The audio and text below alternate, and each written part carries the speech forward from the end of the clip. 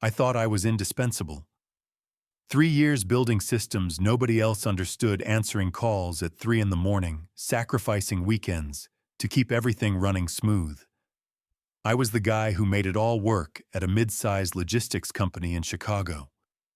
Then my new boss looked me dead in the eye during a salary discussion and said those two words that changed everything: "You're replaceable." That sentence did not just hurt my pride, it rewired my entire approach to work. And 72 hours after I stopped going above and beyond, the company faced fines that could have bankrupted us. Before I dive into how one sentence destroyed 3 years of loyalty and triggered a corporate meltdown nobody saw coming, let me know where you are watching from in the comments. Hit that like button and subscribe, because this story proves that sometimes the most valuable employees are the ones management forgets to appreciate. Now let me take you back to the moment everything changed. My name is Wayne. I am 32 years old, and I have been working in IT since college. 3 years ago, I landed a job as an IT systems engineer at a logistics company that handled shipping coordination for automotive parts suppliers across the Midwest. When I started, the company had maybe 200 employees, and the IT department was just 5 people trying to keep everything afloat. My official title was systems engineer, but anyone who has worked in a small company knows titles mean nothing. I did the work of 3 people. I managed the servers that tracked shipments for 15 major clients. These were not small accounts. We are talking about suppliers moving millions of dollars in inventory every single day. Car manufacturers do not mess around with their supply chains. If a part is late, entire assembly lines shut down. The previous IT team had set up a basic tracking system, but it was clunky and outdated. So I taught myself Python and started building automation scripts. I created tools that synced inventory data between our clients and their manufacturers. I built a monitoring dashboard that gave us real-time visibility into every shipment. None of it was documented because I was always too busy firefighting the next crisis. I kept telling myself I would write everything down eventually, but there was never time. I was on call 24 hours a day, 7 days a week. My phone would buzz at 2 in the morning because a server hiccuped, and I would roll out of bed to fix it. I did not get paid extra for those calls. I was salaried, which in corporate speak means they owned all my time for one flat rate. But I did not complain. My old boss, Gerald, was a good guy. He appreciated what I did. He would grab lunch with me and talk about how I was next in line for a senior engineer position. He promised that once the company hit certain revenue targets, promotions and raises would follow. I believed him. Gerald had been with the company for 20 years. He knew everyone's name. He cared about people, not just spreadsheets. So I kept grinding, kept building, kept making myself more and more essential to operations. Looking back now, that was my first mistake. 6 months ago, Gerald retired. He had earned it. The company threw him a nice party, and we all wished him well. Then they brought in his replacement, and everything started to shift. His name was Trevor. 35 years old, fresh MBA from some expensive business school, and absolutely zero technical background. Trevor came from a consulting firm where he specialized in operational efficiency, which I quickly learned was code for cutting costs and squeezing more output from fewer people. Trevor did not care how things worked. He cared about metrics, uptime percentages, ticket resolution times, budget line items. In our first team meeting, he spent an hour showing us graphs and talking about KPIs. He never once asked what we actually did or what challenges we faced. He just wanted numbers. Within his first month, Trevor laid off 2 junior IT staff. He said we were overstaffed and that the remaining 3 of us could handle the workload more efficiently. Of course, by more efficiently, He meant we would just work longer hours for the same pay. Those two people had handled a lot of routine maintenance tasks, and suddenly all of that landed on my plate along with everything else I was already doing. I went from working 50 hours a week to 60, then 70. I stopped going to the gym. I barely saw my friends. My entire life became work and sleep. But I still did not complain because I thought loyalty mattered. I thought if I just kept proving my value, eventually it would be recognized. Then Trevor hired a new junior engineer named Brad. I was happy to have the help, honestly. Training a new person would take time, but at least it was another pair of hands. Then I found out what Brad was making. One afternoon, I was printing some network diagrams, and someone had left a payroll document on the printer. I should not have looked, but I did. Brad was making $78,000 a year. I was making $75,000. This kid fresh out of college with zero experience was earning more than me after 3 years of carrying this entire operation. That moment planted a seed of resentment that I tried to ignore. I told myself maybe Brad had negotiated better. Maybe the market rate had gone up. But it gnawed at me. So I decided to do something about it. I scheduled a meeting with Trevor to discuss my compensation. I spent a week preparing. I made a list of everything I had accomplished. 18 months of zero downtime on critical systems. Automation tools that saved the company an estimated $200,000 per year in labor costs. Glowing feedback from clients about system reliability. I had receipts for everything. The meeting was on a Tuesday morning. I walked into Trevor's office feeling nervous but confident. I had earned this. Trevor barely looked up from his laptop as I sat down. I started going through my list, explaining my contributions, showing the measurable impact I had made. He listened with this blank expression, occasionally nodding but saying nothing. When I finished, he leaned back in his chair and folded his arms. "Wayne, I appreciate the presentation, but we do not have budget for raises right now. You are doing your job. That is what we pay you for." I felt my stomach drop, but I pushed forward. "I understand budget constraints, but I have been here 3 years without any increase, and I am handling significantly more responsibility than when I started. I was hoping we could at least discuss a timeline for a promotion to senior engineer." Trevor actually laughed. Not a friendly laugh, a dismissive one. "A promotion, Wayne, let us be honest here. You are doing the job we hired you to do. That does not warrant a promotion. And frankly, you are replaceable. Anyone with your skill set could do this work. We are not running a charity here." Replaceable. That word hit me like a physical blow. I sat there staring at him, trying to process what he had just said. 3 years of sacrifice. 3 years of midnight phone calls and weekend emergencies. 3 years of building systems that kept this company running. And I was replaceable. I did not argue. I did not get angry. I just nodded, slowly said, "I understand," and walked out of his office. My hands were shaking. I went back to my desk and stared at my computer screen for a long time, not really seeing anything. That night I could not sleep. I kept replaying the conversation in my head. "You are replaceable." The more I thought about it, the angrier I got. Not just angry, hurt. I had given this company everything, and this was how they valued me. Around 3 in the morning, something clicked. If I was replaceable, then let them replace me. Why was I killing myself for people who saw me as just another interchangeable part? I decided right then that I was done going above and beyond. I was not going to quit because I needed the paycheck and health insurance. But I was going to start doing exactly what my job description said. Nothing more, nothing less. I pulled up my employment contract and read through it carefully.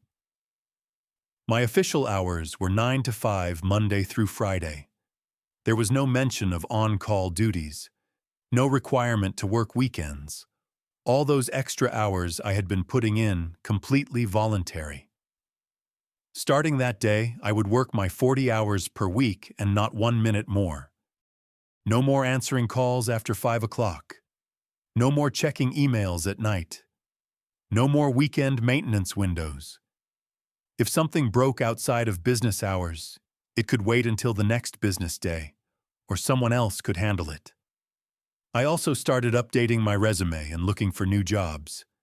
I was done with this place, but I would leave on my own terms. The first day of my new approach was a Friday.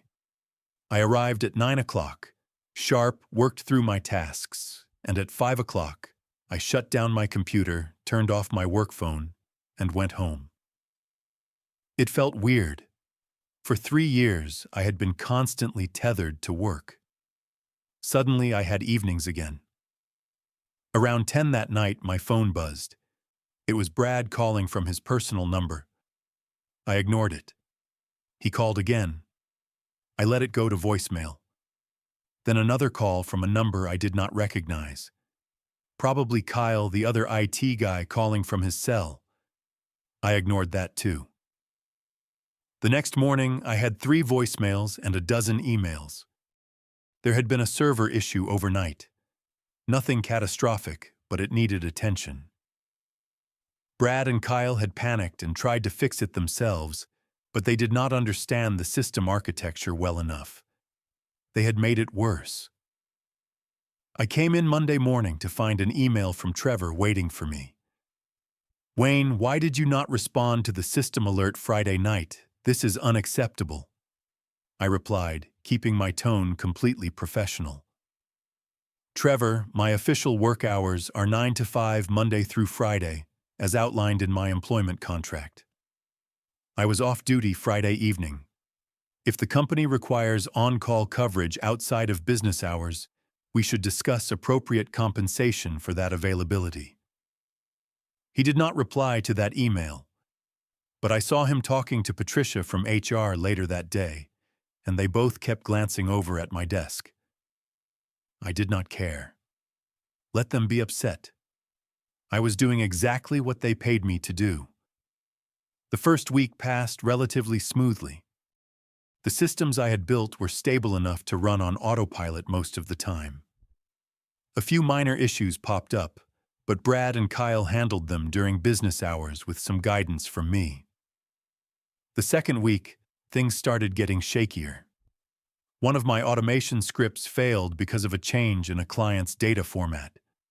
Normally, I would have caught it immediately through my monitoring dashboard and fixed it within minutes. But the failure happened at 8 at night, and I was home watching a movie. By the time anyone noticed the next morning, thousands of inventory records were out of sync. Brad and Kyle called me first thing. I walked them through the fix during office hours. It took 6 hours to manually resync everything because they did not understand how the script worked. I could have done it in 1 hour, but I was not going to do their jobs for them. I explained each step slowly and made them do the work while I supervised. Trevor sent another snippy email about the delay. I replied with a detailed breakdown of how the issue occurred when it was discovered and how it was resolved within normal business hours. I copied Patricia on the email just to cover myself. By the third week, I could tell Trevor was getting frustrated. He started sending passive-aggressive messages about team players and commitment to excellence. I responded to each one with polite professional replies that gave him absolutely nothing to formally complain about. I was doing my job. I was meeting every requirement in my contract. He could not write me up for working my actual scheduled hours. Then came the Friday that changed everything. I arrived that morning and immediately noticed something off in my monitoring dashboard. One of the critical database synchronization scripts was showing warning signs. The script ran every night at midnight to sync inventory data between our system and Horizon Industrial, our biggest client. They moved around $2 million in automotive parts through our platform every single day. The warning indicators suggested the script was going to fail that weekend. I had seen this pattern before. Usually, I would dive in, immediately diagnose the root cause, and fix it before it became a problem. That was what I had always done. This time, I did something different. I sent an email to Trevor, copying Brad and Kyle. FYI, monitoring shows potential issue with the Horizon Industrial Sync script. May need attention over the weekend. I will be off Saturday and Sunday as per my schedule. Brad and Kyle, you may want to keep an eye on this. Professional. Factual. I had given them a heads up. What they did with that information was not my problem anymore. Trevor replied within 10 minutes. Brad and Kyle will handle it. Enjoy your weekend. I knew they would not be able to handle it. The sync script was one of the custom tools I had built from scratch 2 years ago. It was complex and undocumented. There was no way they would know how to fix it if it crashed. But that was not my problem. Trevor had made it very clear that I was replaceable. Time to test that theory. Saturday morning, I was at the grocery store around 11 when my phone started ringing. I glanced at the screen. Brad. I declined the call and kept shopping. 2 minutes later, another call. Kyle this time. Declined. Then Trevor. Declined. I finished my shopping and headed home.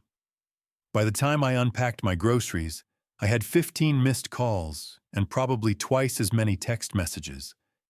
I did not look at any of them. I made lunch, watched some television, and tried to enjoy my Saturday.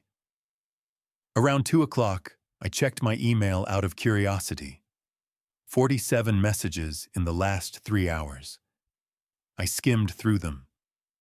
The sync script had failed overnight just as I had predicted. Horizon Industrial's entire inventory tracking system was down. They could not see what parts were in transit, what had been delivered, or what still needed to ship. Complete chaos. Brad and Kyle had tried to restart the script, but that just made things worse. They had somehow corrupted the database backup in the process. Now not only was the system down, but recovering it was going to be significantly harder. Trevor's emails started out demanding, "Call me now." Then they became desperate. "Wayne, I know it is the weekend, but this is an emergency. Please respond." The most recent one, sent about an hour ago, was from someone I had never gotten an email from before. Richard Patterson, the CEO. That got my attention. I read his message. It was polite but urgent. "Wayne, I understand you are off duty, but we have a critical situation with Horizon Industrial. Could you please give me a call at your earliest convenience?" I set my phone down and thought for a minute. The CEO was personally reaching out. That meant this was bad. Really bad. Part of me wanted to ignore it, just like I had ignored the others. But another part of me knew that burning a bridge with the CEO might hurt my future job prospects. Richard had always been decent to me in the few interactions we had. I also realized this might be my leverage. They needed me. For the first time in 3 years, they truly understood that I was not just some replaceable cog. Sunday morning, the situation had escalated further. I woke up to another email from Richard and a voicemail from Patricia in HR. I checked the company's client portal from my phone. 3 more clients were now reporting issues with their tracking systems. The cascading failures had spread beyond just Horizon. I did some quick mental math based on the service level agreements I knew we had in place. Horizon Industrial had a penalty clause for downtime. $150,000 per day if their tracking system was offline for more than 24 hours. Two smaller clients had similar clauses at $50,000 and $75,000 per day. We were looking at $275,000 in fines per day. The system had been down for roughly 36 hours already. Around noon, my phone rang again. Richard Patterson. This time I answered. Wayne, thank goodness. Thank you for picking up. He sounded exhausted. I am sure you have seen the emails. We have a serious situation here. I saw them, yes. What is going on? I kept my voice neutral. Richard explained everything I already knew, plus some details I did not. Horizon Industrial's VP of Operations had called him personally that morning, threatening to terminate their contract. The other affected clients were equally furious. Legal was reviewing the penalty clauses. The company was facing potential fines exceeding $800,000 if we could not restore service immediately. Wayne, I need to ask you directly. Can you fix this? Yes, I said simply. How long would it take? If I started right now? Maybe 4 hours to get everything back online, another 2 to verify data integrity. I heard him exhale in relief. Okay, good. Can you come in right now? I will personally authorize overtime pay, whatever you need. Richard, before I agree to anything, I need to understand something. Why am I the one getting this call? Where is Trevor? Where is the rest of the IT team? There was a pause. Trevor has been here since yesterday trying to coordinate with Brad and Kyle. They have not been able to resolve it. He finally admitted this morning that you are the only one who fully understands these systems. I see. And what changed between Friday afternoon when Trevor said Brad and Kyle would handle it, and now when suddenly I am the only one who can? Another pause. When I do not know what conversations you have had with Trevor, but right now I just need to know if you are willing to help us get out of this mess. I am willing to help, I said. But I would like to discuss this in person. Tomorrow morning. After that meeting, I will fix the systems, but not before. Wayne, we are bleeding money every hour this drags on. I understand that, and I can fix it quickly once we have our conversation. But I need to know that certain things are going to change. Otherwise, you will be in the same position again in a few months. You can decide what is more valuable, one more day of downtime, or making sure this never happens again. I could practically hear him thinking on the other end of the line. Fine. Be here tomorrow at 8. My office. See you then. I hung up and felt my heart pounding. I had just gambled big, but I had nothing to lose at this point. Either they would meet my terms, or I would walk. I was done being taken for granted. Monday morning, I walked into the building at 7:55. The office was quieter than usual. Most people did not start until 9, but I could see lights on in several offices. Crisis mode. I went straight to the executive floor. Richard's assistant saw me and immediately waved me toward his office. He is waiting for you. Go right in. Inside, Richard sat behind his desk, looking like he had not slept in days. Trevor was there too, sitting off to the side. Patricia from HR sat in another chair with a notepad. The energy in the room was tense. Wayne, come in. Sit down. Richard gestured to the empty chair. I sat. Nobody spoke for a moment. Richard folded his hands on his desk and looked at me directly. Before we get into the technical issues, I want to understand what happened here. Trevor, do you want to explain? Trevor cleared his throat. He would not look at me. There was a miscommunication about weekend coverage expectations. I thought Brad and Kyle were prepared to handle any issues. They were not. That is not what I am asking about. Richard's voice had an edge to it. Wayne, did Trevor tell you that you were replaceable? My eyes flicked to Trevor, then back to Richard. Yes. 2.5 weeks ago, I asked Trevor about a salary increase and a promotion. He told me I was doing the job I was hired to do and that I was replaceable. Anyone with my skill set could do this work. That is a direct quote. Richard's jaw tightened. He turned to Trevor. Is that true? Trevor shifted in his seat. I may have used that phrasing, but it was taken out of context. I was trying to explain that we could not justify a raise based solely on tenure. By telling a 3-year employee who has kept our systems running flawlessly that he is replaceable. Richard's voice was cold now. Do you have any idea how damaging that is? Trevor did not answer. Richard turned back to me. Wayne, I owe you an apology. That should never have been said to you. Trevor does not speak for this company's values.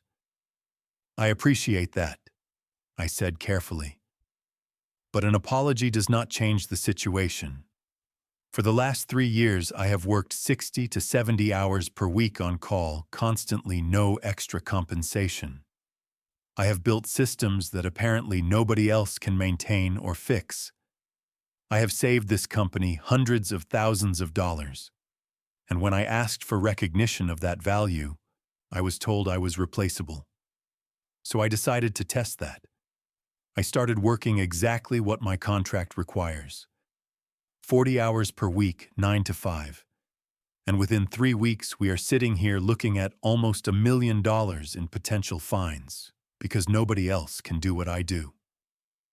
I reached into my bag and pulled out a folder.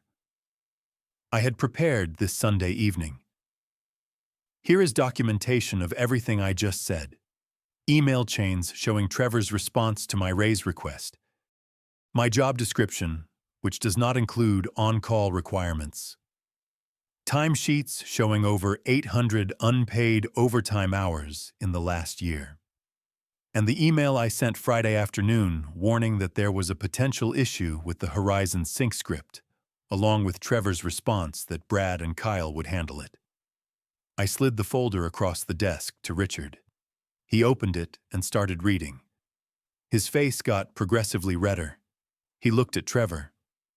You told him he was replaceable, and then you ignored his warning about a system he built and maintained. Trevor started to respond, but Richard held up a hand.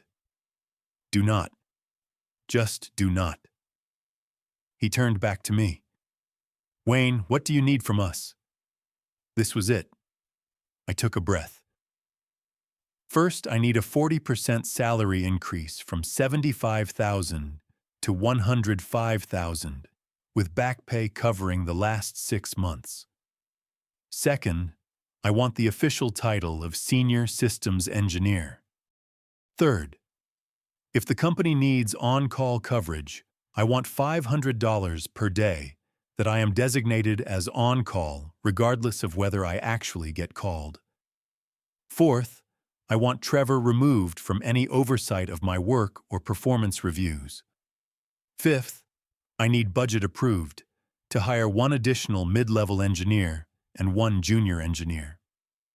I will train them properly and document everything so we are never in this position again. And finally, I want 3 weeks of vacation instead of 2. Richard did not even hesitate. Done. All of it. Patricia, can you draft a new contract with these terms? Patricia had been scribbling notes. Yes, I can have something ready by this afternoon. Make it happen. Richard looked at me. Anything else? That covers it. Good. How soon can you fix the systems? I checked my watch. I can start now. 4 hours for full restoration, another 2 for data verification. Everything should be back to normal by mid-afternoon. Please do it. Whatever you need, you have it. I stood up. Trevor was staring at the floor. Richard spoke again. Trevor, step outside, please. Patricia, you too. I need a word with Wayne alone. They left. Richard waited until the door closed. Wayne, I mean this sincerely. I had no idea things had gotten this bad. Trevor came highly recommended, But clearly I misjudged the situation. This is not how we treat people who keep this company running. I appreciate you hearing me out. You had every right to walk away. Instead, you are sitting here helping us. That says a lot about your character. I am not doing it for free, I said with a slight smile. He laughed, the first moment of levity in the whole conversation. Fair enough. Go fix our systems. And Wayne, thank you. I left his office and went straight to my desk. Brad and Kyle were already there, looking haggard and anxious.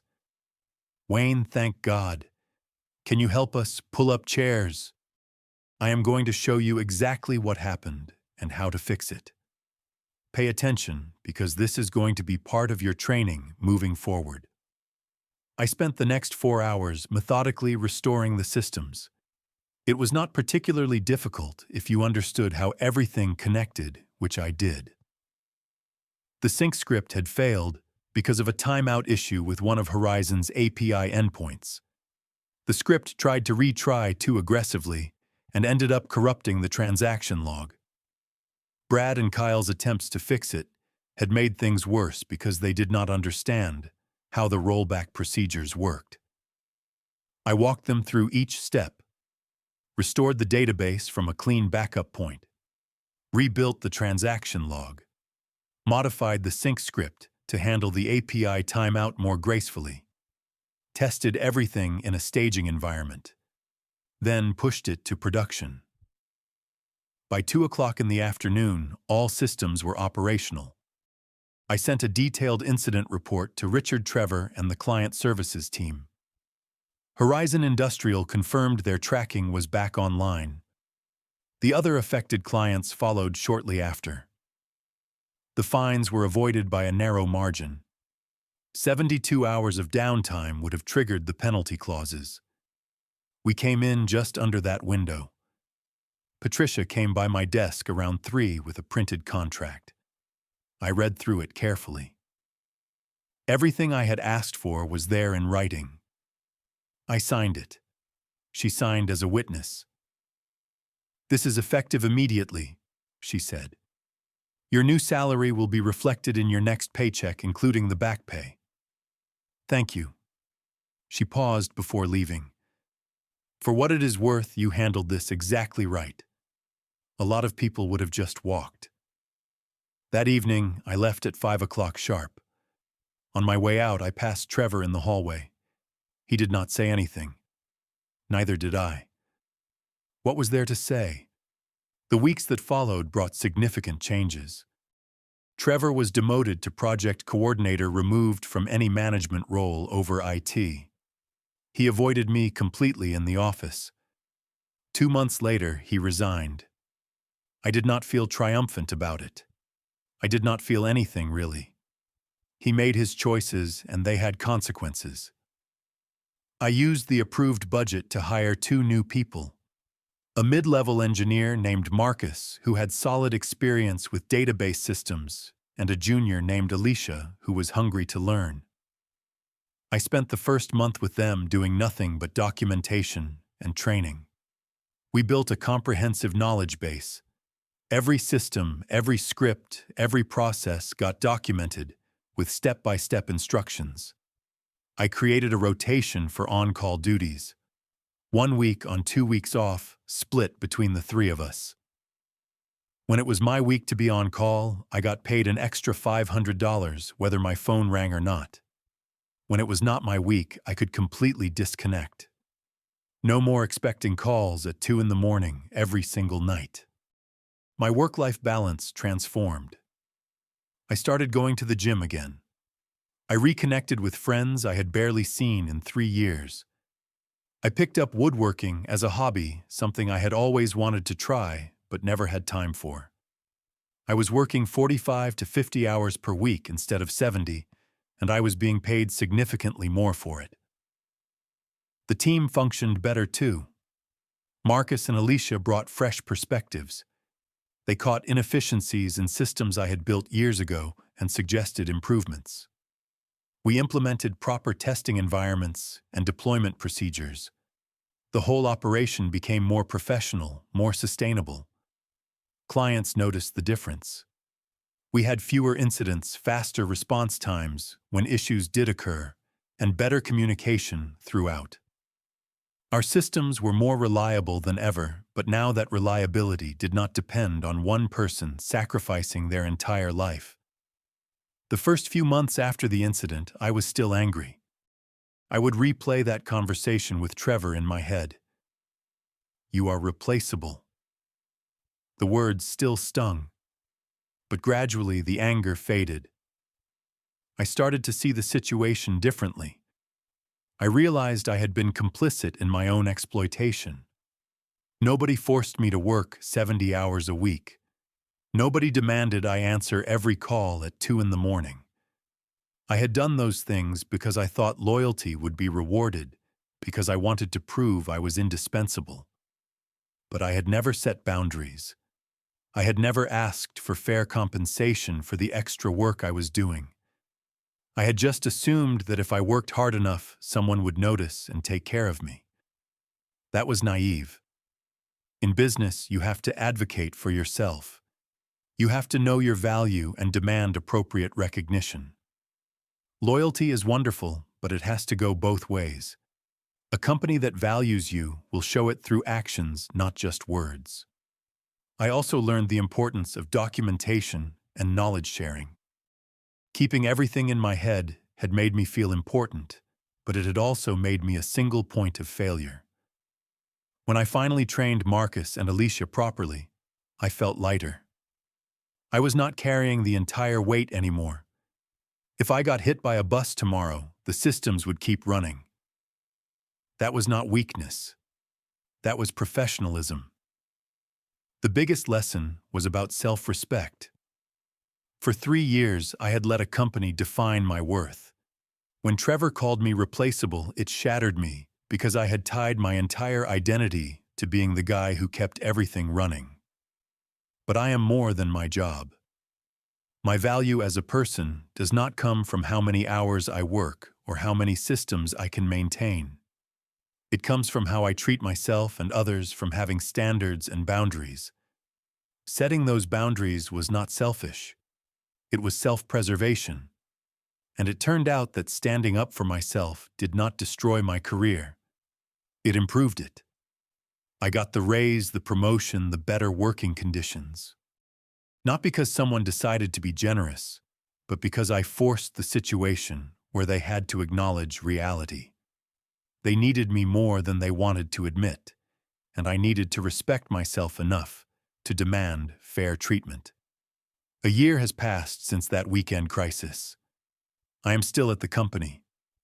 Marcus and Alicia are thriving. The systems are stable. Richard still thanks me occasionally for saving the company. I appreciate the recognition, but I do not need it to know my worth anymore. Sometimes I think about Trevor's words. "You are replaceable." The truth is, he was right in a way. Everyone is replaceable eventually. But some people take a lot longer to replace than others think. And sometimes, by the time they figure that out, it costs them nearly $1 million. I am not irreplaceable, but I am valuable. And there is a difference. Irreplaceable is a trap. It means you can never leave, never take time off, never have a life outside of work. Valuable means you bring something important to the table, and you deserve to be compensated fairly for it. The company learned that lesson the hard way. I learned it too, and I hope I never forget it. If you found this story helpful or relatable, drop a comment about a time you had to stand up for yourself at work. How did it turn out? Hit the like button if you believe knowing your worth is important, and subscribe for more real stories about navigating workplace challenges. Share this with someone who might need to hear it. Thank you for listening, and remember that your value is not determined by how much you sacrifice. It is determined by how much you respect yourself. Take care of yourself out there.